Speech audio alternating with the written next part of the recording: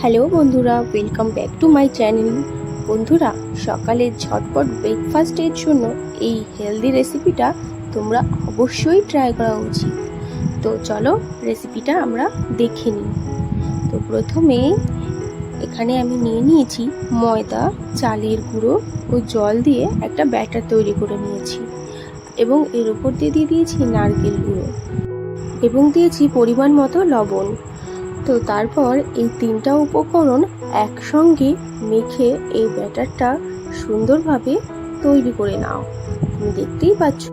তারপর একটা কলার ডগা ঠিক এভাবে কেটে নাও। এভাবে এটাও ইউজ করতে পারো বা ব্রাশও ইউজ করতে পারো। আমি তেল ইউজ করার জন্য এটাই ইউজ করলাম। তো তেলটা ভালোভাবে কড়াইতে মেখে নিচ্ছি।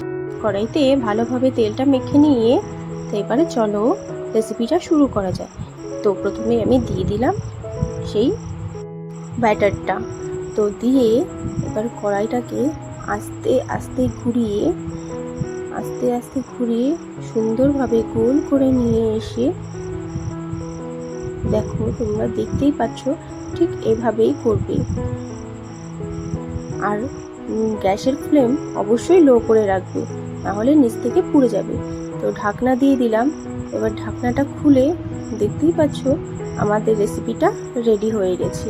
তো এটা পাল্টে মেরে দেবো।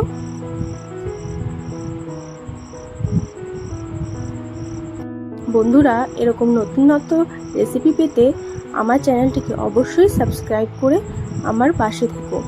তোমাদের জন্যই আমি সাহস পাবো আরও ভালো কিছু করার। তো তোমরা দেখতে পাচ্ছ কত সুন্দর লাগছে রেসিপিটা। আমি নামিয়ে নিয়েছি। এই ধরনের রেসিপি পেতে আমার চ্যানেলটাকে সাবস্ক্রাইব করে পাশে থাকো। ধন্যবাদ বন্ধুরা।